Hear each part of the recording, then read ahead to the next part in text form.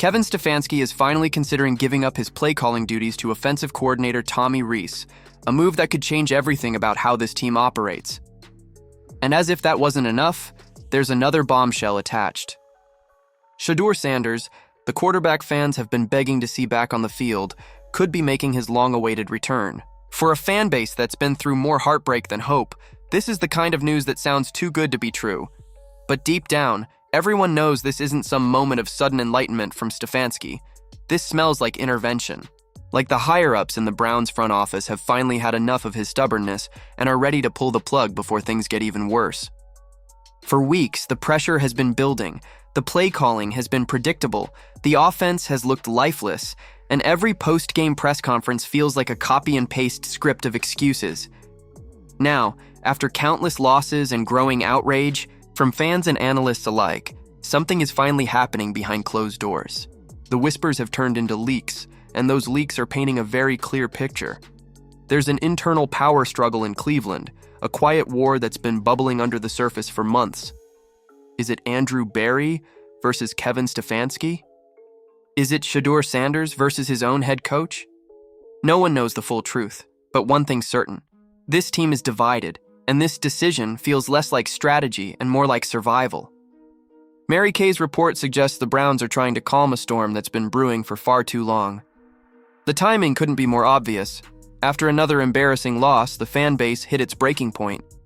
Social media exploded, local, sports radio turned into chaos, and even national analysts started calling out the dysfunction.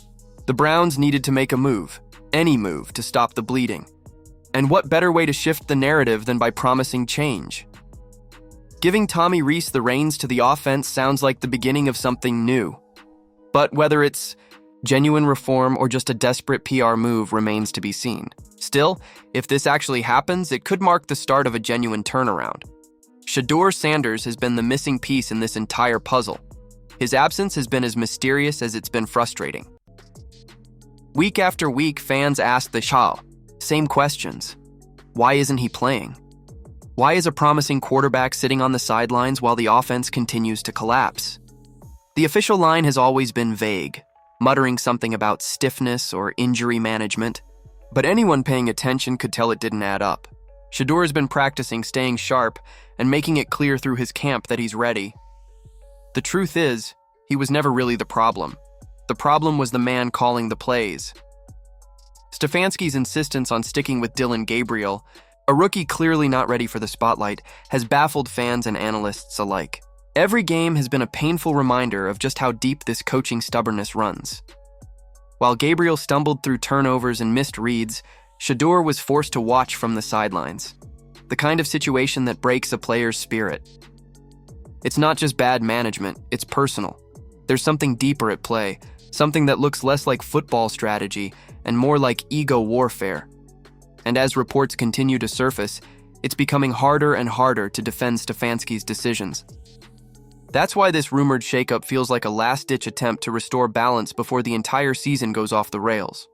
If Tommy Rees truly takes over play calling, fans might finally see a system built to fit Shadour's strengths. Rees is known for his sharp offensive mind, his ability to tailor schemes around his quarterback, and his willingness to let talent shine rather than suppress it. The thought of Rees and Shedeur working together has fans buzzing. A coach who believes in him, designs plays for his tempo, and actually uses the tools at his disposal. That's what Cleveland's been missing: trust, chemistry, and creativity. And it's not just speculation. Footage of Rees working with Shedeur in practice has resurfaced, showing a dynamic that fans can't stop talking about.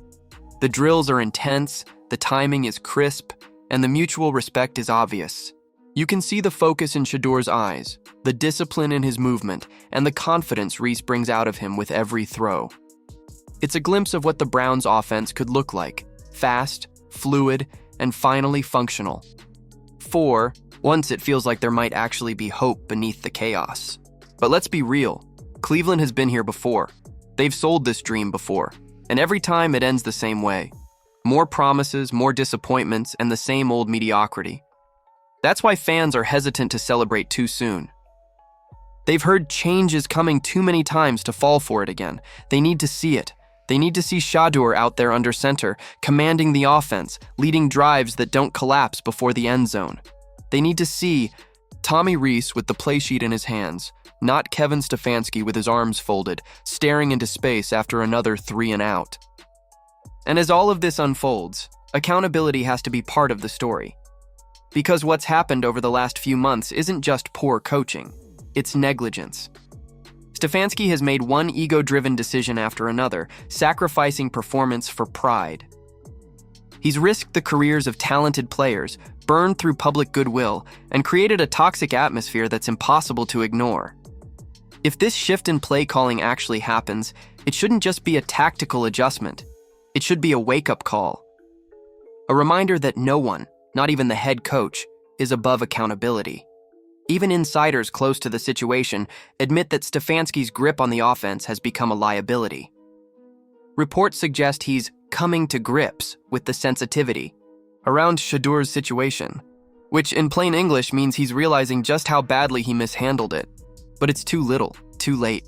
He's lost the locker room, lost the fan base, and now possibly lost the one thing that gave him control: his play-calling duties.